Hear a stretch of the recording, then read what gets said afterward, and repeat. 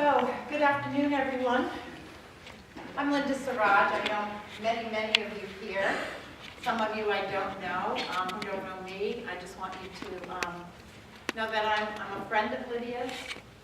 Lydia and I have been sojourners on the path of recovery for many years together. And most recently, I've had the joy of being Lydia's boss. If you can imagine anybody trying to be Lydia's boss. I think about that right now, and I'm having this image of Lydia having this conversation with God, you know, and God's letting her get away with something, like lending somebody a couple dollars or having them sleep on her cloud or something like that. And she's saying to God, but don't tell Linda, you know, don't tell Linda. So Lydia, we're here for Lydia today, we're here for Lydia's family today, we're here for one another today. And it's an honor for me to be able to officiate this gathering that we're here to do. And I'd like to start by reading a poem by Mary Oliver. It's a poem that's called The Journey. So, The Journey. One day you finally knew what you had to do and began. Though the voices around you kept shouting their bad advice, though the whole house began to tremble and you felt the old tug at your ankles, mend my life, each voice cried, but you didn't stop. You knew what you had to do. Though the wind pried with its stiff fingers at the very foundations, though their melancholy was terrible, it was already late enough in a wild night and the road full of fallen branches and stones, but little by little, as you left their voices behind, the stars began to burn through the streets, sheets of clouds, and there was a new voice, which you slowly recognized as your own. That kept you company as you strode deeper and deeper into the world, determined to do the only thing you could do, determined to save the only life you could save. We have some people who are going to share some special memories of Lydia, and you all have do you have a program that we designed to have a sense of how this day is going to unfold this afternoon. And so the first person is Mary Kate. So Mary Kate, come on.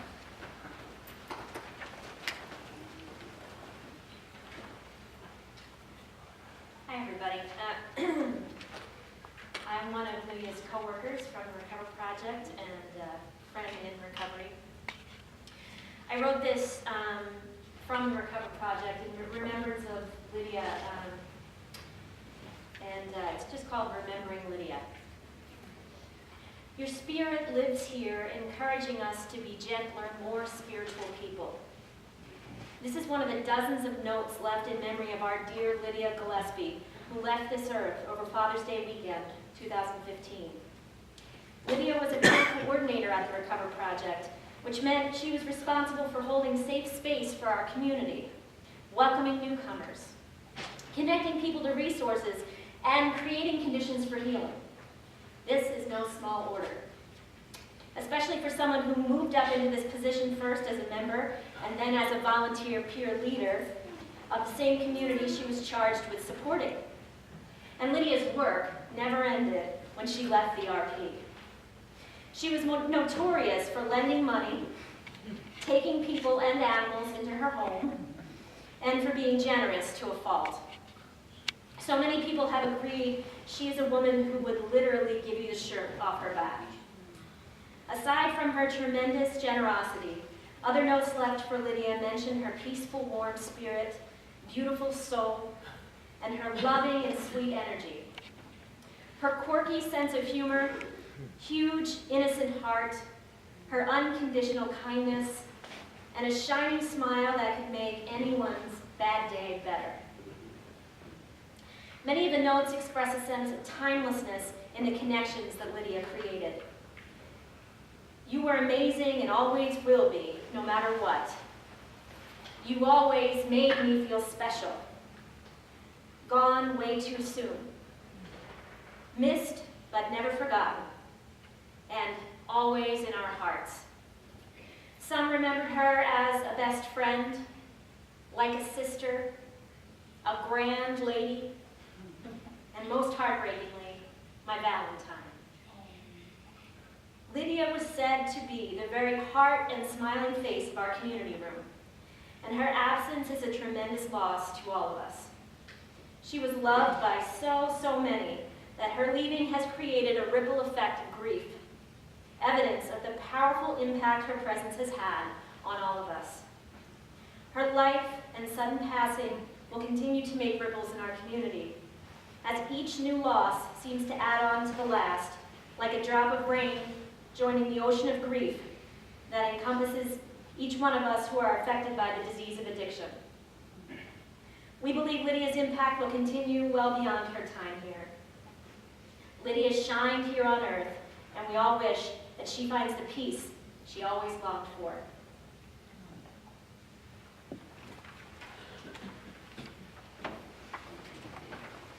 Thank you, Mary Kay. A dear friend of Lydia is going to share next. Peter Haddon.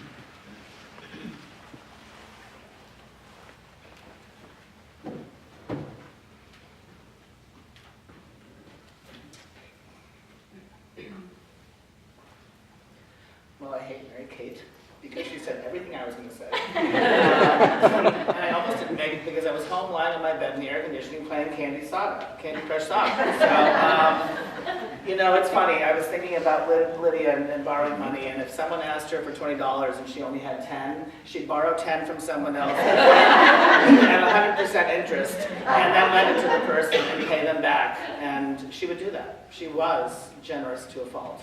I am grateful to say that I'm one of the people that landed on her couch. And a year ago, January 9th, when I got out of rehab for yet another time, she took me in for a month. And 5 months later, I moved upstairs from her. And I cooked for her, I cleaned for her, and I loved her to freaking death. She'd always ask me, do you want to watch a movie? As she sat there playing, you know, Candy Crush Saga, and then she ventured into Farmville and all these other games from Facebook, and I was like, well, yeah, sure, I'll watch a movie. And I never thought, even if I was talking to her or watching a movie with her, that she was paying any attention at all. And the miracle is, she was. She was always present for absolutely everything. I was like, I mean, I'd miss more than she would, and I was paying attention. So, Lydia, I don't know what to say. It's been a hard couple of weeks for me. I do want to thank Vincent and Linda and the community at large.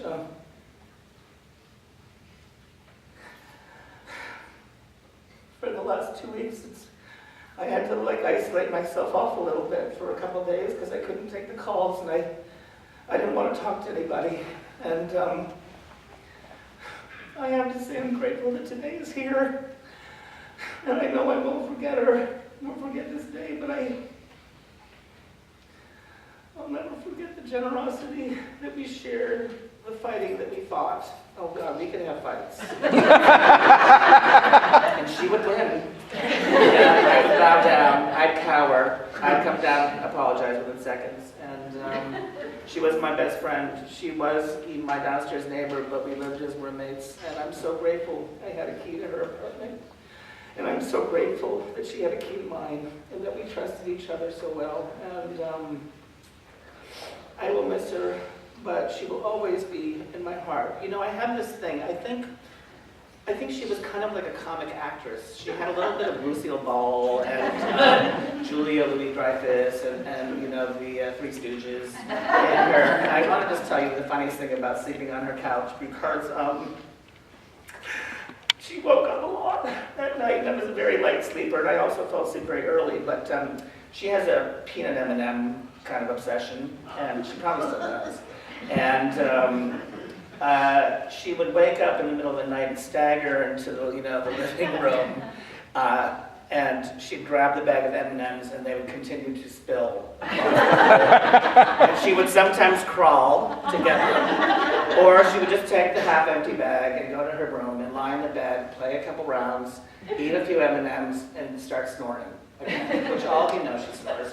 But she just was, she had this quirkiness that Mary Kate said, and it was, she absolutely was hysterical and very bright. And I think that a lot of people didn't get to see that part of her. And I want you to know it's I'm going to miss you.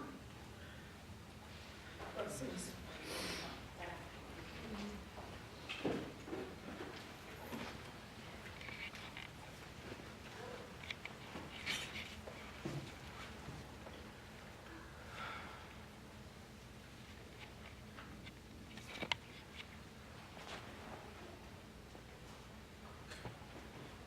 Next, Vincent has invited Troy to share some words. Troy?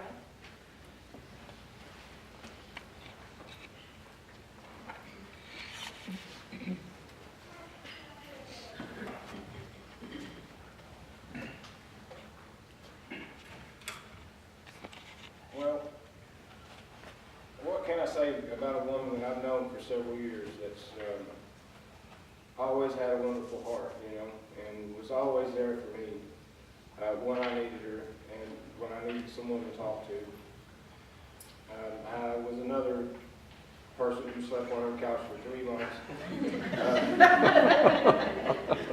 I moved from the South up here. I met Lydia when she lived in the South, and oh, I tell you, living with her was some times, I tell you. But she always kept a good demeanor, and she always, you know, tried to make the best out of everything bad, you know. And times when I was ready to pull my hair out, you know, picking up M&Ms off the floor. She would just be sitting over there, like Peter said, you know, and, you know,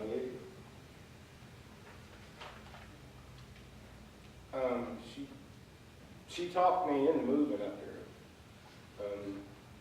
at a time when I needed to get away from where I lived at, you know, my home and everything, you know, and it, even though, you know, I was sober when I come up here, it saved my life, you know.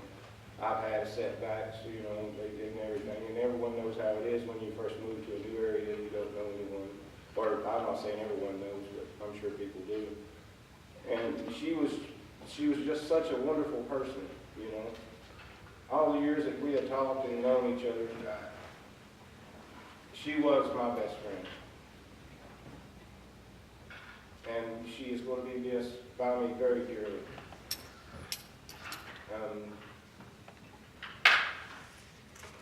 I even find myself sometimes picking up my phone, you know, so let's see what Lydia's doing, and she's not there anymore, you know. And it's definitely a void in my life that, you know, that's always going to be there for a very long time. She was wonderful, and I know she's going to be missed dearly. I'm good. Thank you.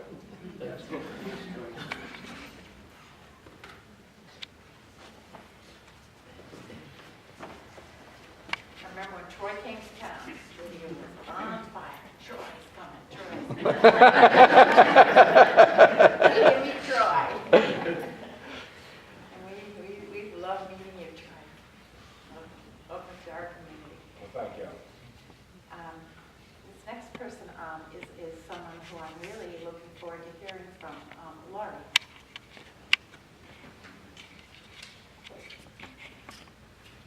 Another best friend.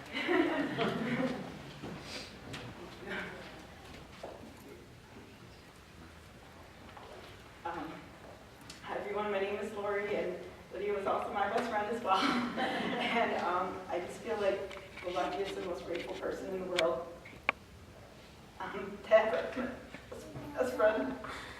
I'm completely heartbroken and devastated by her passing, but I always miss her and love her more than I can express.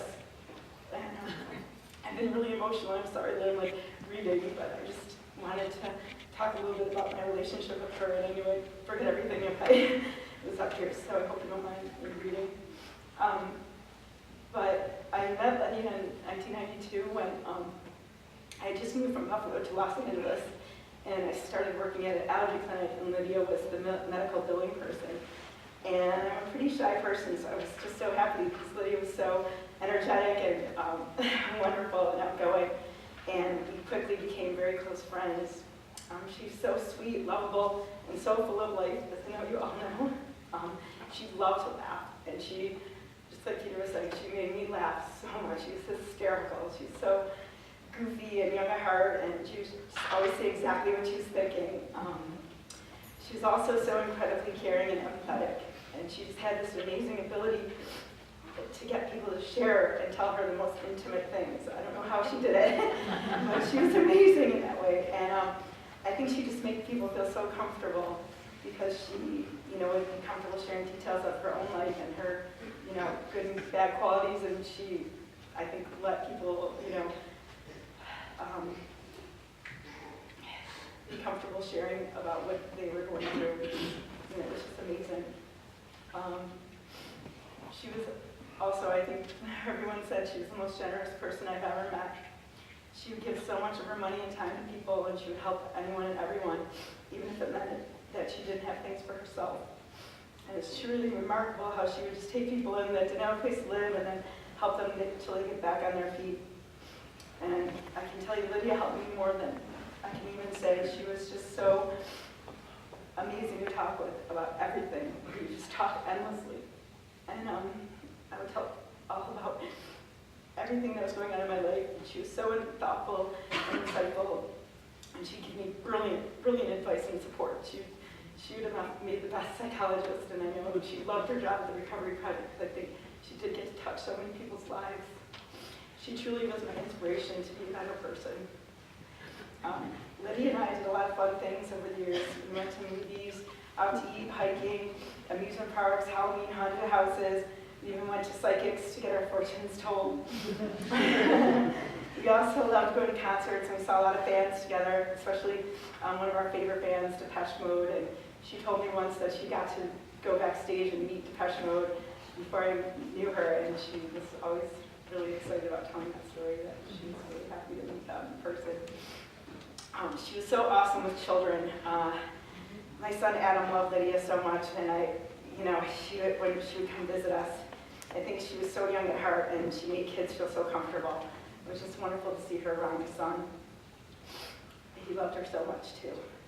She was actually just up visiting us in May, and in Boston for the weekend. We had just such a wonderful visit. We walked all around Faneuil Hall, and we went on a horse and carriage ride, we went on a merry-go-round, we went out to eat, and of course got ice cream, our favorite food, and we just talked endlessly. And she just seemed really happy at the time, and she talked a lot about how much she loved her job at the Recovery Project, and she always talked so much about her friends and her family, and it was just a wonderful visit. We had so many plans to do more things over the summer. We'd even gotten tickets to go see Madonna in the fall. We were really looking forward to it. And I will cherish all the memories that I have with Lydia as often as I can. I just wanted to end by just saying a poem that actually my mom wrote.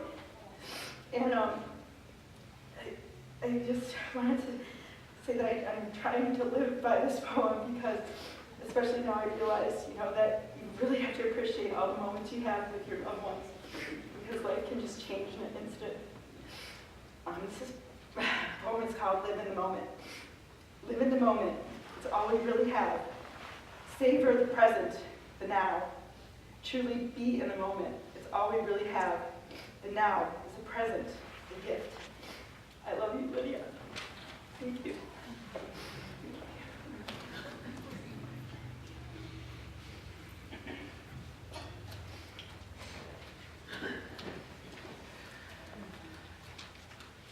Thank you, Laura.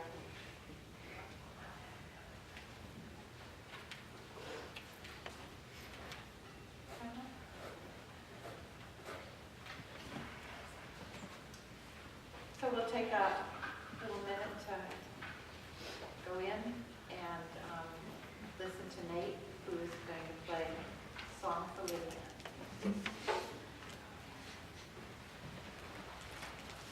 I started first coming to the recovery project about 1.5 years ago, and Lydia is one of the first people that I ever met when I first walked through the door. To be honest with you, I've never seen anybody so energetic or happy on a consistent basis, like every single time. I've never seen her had a bad day. She's been extremely professional to me, and I used to really look forward to playing for her on Friday nights over at the Recover Project because she was one of my biggest fans and she was really encouraging. So, this song's called "The Song for Lydia."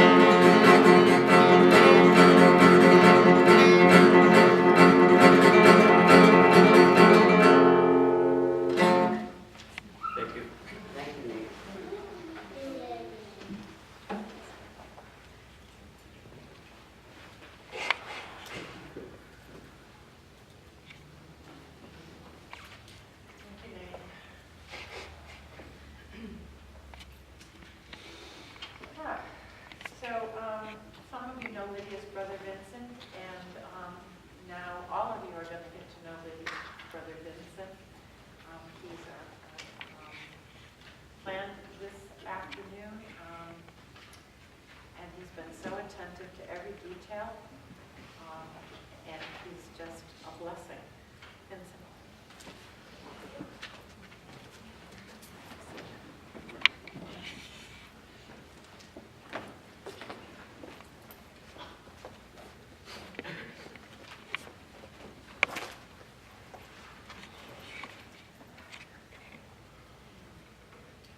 Yes, I'm Lydia's brother, Vincent. I found out on June 21st, that Sunday, that Lydia had died. That evening, a neighbor told me. My reactions, I was disturbed, I was surprised, and also I was worried for her. And I say worried for her because I believe that existence doesn't end when we die, we continue. And it can either be a good existence or a bad existence, depending on how we live the life. So I was worried with this sudden death when it happened to her, among other feelings. But after continuing to deal with this for about a week, or some number of days, I had some other thoughts. I started to come to terms with it more, and it's because I got the sense that she's in a good place. And the reason for that, there's two things in particular that had me thinking that way. One is, I knew that she used to try to help people out. I knew she used to lend money when she didn't even have it, and she would sometimes take, not so infrequently, take people in on her sofa to help them out. But I didn't know how much that was happening and how widespread. She was constantly trying, the cameraman was another one of these people. 3 times. I really didn't know. She was just really trying to help everybody around her to kind of like an extreme degree. She was like really doing this. The thing about it is that's a lot of good karma. There's a lot of people who feel indebted to her, a lot of people who feel they've been helped by her and who have been helped. Well, that's good karma. So that's something that's going to help you when you die. That's going to weigh in your favor. And the other thing was her apartment. I think it was really like a haven for her. She had hit a low when she was in South Carolina several years earlier. That was 2009 to 2012, and things were quite bad for her at that point. She came up here. She initially stayed in my apartment, which is the one that she ended up taking. But she stayed in my apartment, and then she was staying in kind of group homes for a while, and that was not satisfactory. It was better than what she had earlier, but eventually she moved into my apartment when I moved out, and she was really happy there. And it was very convenient. She didn't have a driver's license, but she could walk everywhere. So it was just, and I asked her several times about that, and she said, yeah, she really liked that apartment. She felt good about it. So if you're going to die, it's good to be in a good place. I mean, I think it provided support, and it was a nice place for her to be. So these two factors, the fact that she's helped so many people, and the fact that she had a nice kind of little haven there to be in, I just got the sense when I thought about that I think, there's no way to know for sure, but my sense is she's in a good place. So with that, I started to come more to terms with the whole thing, to come to terms with it more, and I feel less disturbed about it. I want to add one thing, is that based on what I know about Lydia, my opinion here is what she wanted most in her life was to have a good marriage and children. That's what I really think she wanted in her heart of hearts. If she could wave a wand and say, this is how things are going to be, I think that's what she would do. She didn't get that. She had a marriage of sorts. In my opinion, it was not such a good thing. Maybe she would say otherwise, but I don't think she really got what she wanted there. And so when we see her helping so many people like this, it's my thought that maybe it's, instead of the marriage, this is what she did. And instead of the marriage and the children, this is what she got to replace that. So that might be why she was helping so many people and trying to help out everybody. That's just my thought on that.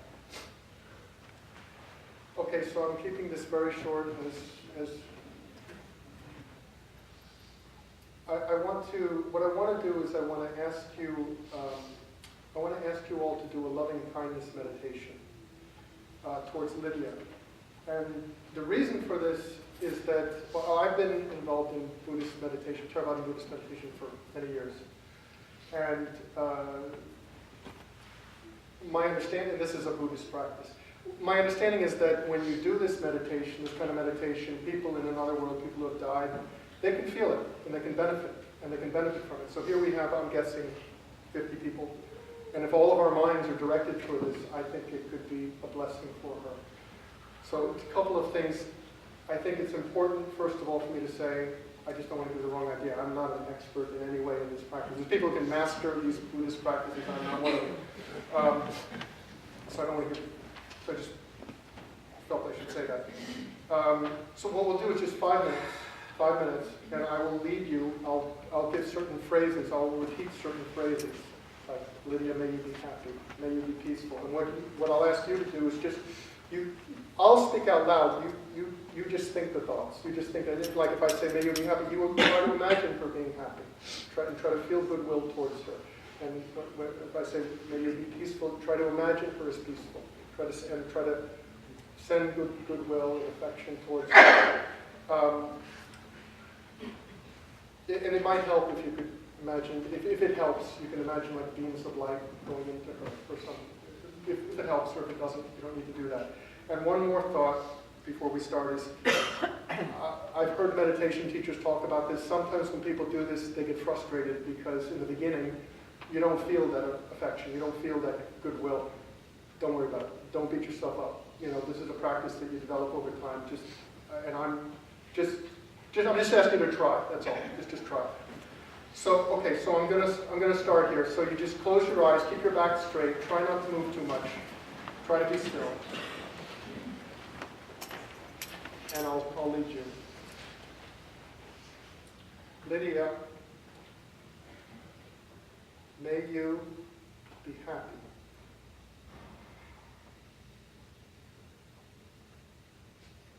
May you be peaceful.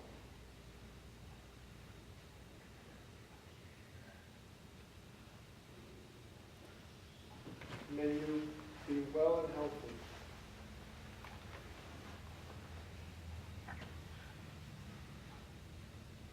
May you be blessed.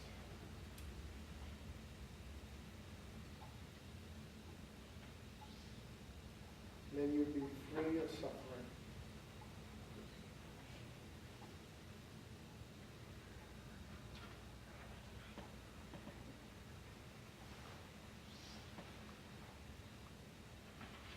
Lydia,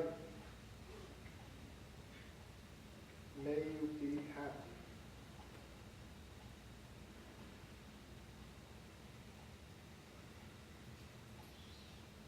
May you be peaceful.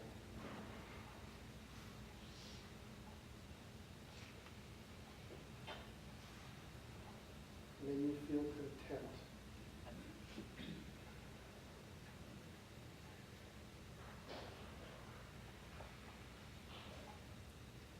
May you be well and healthy.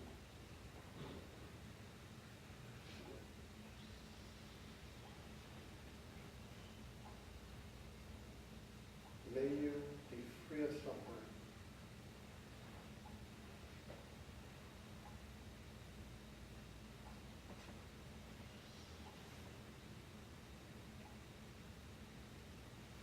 Lydia, we all wish you well.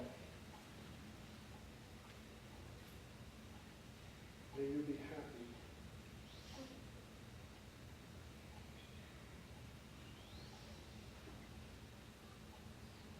May you be peaceful.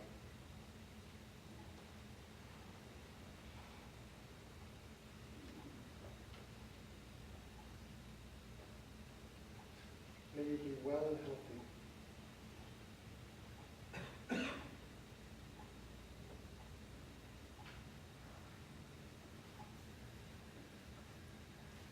May you be content.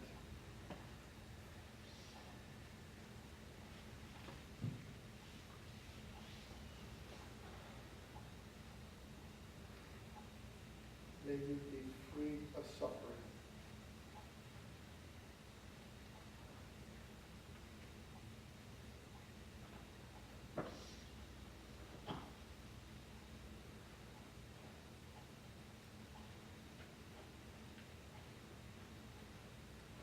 Lydia, may you be happy.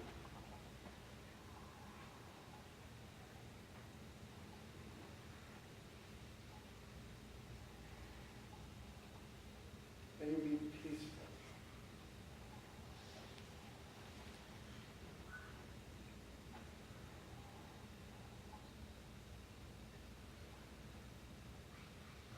May you be well and healthy.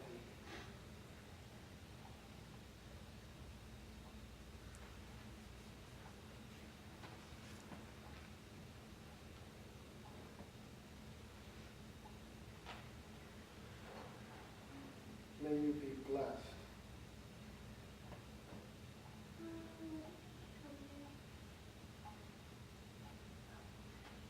May you be completely content.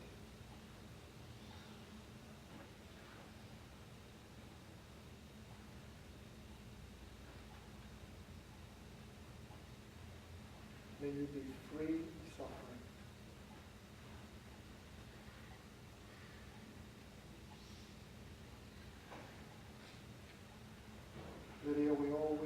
very, very best.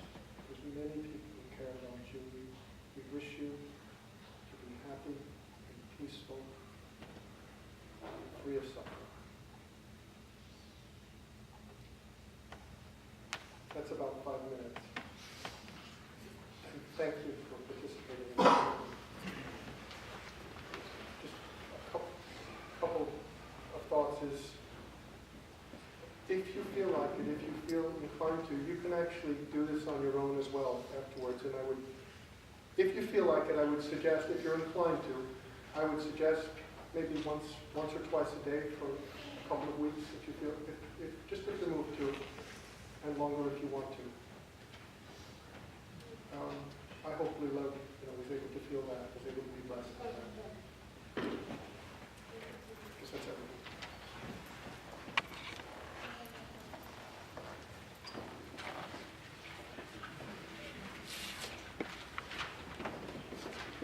Love that name, Lila. Lila.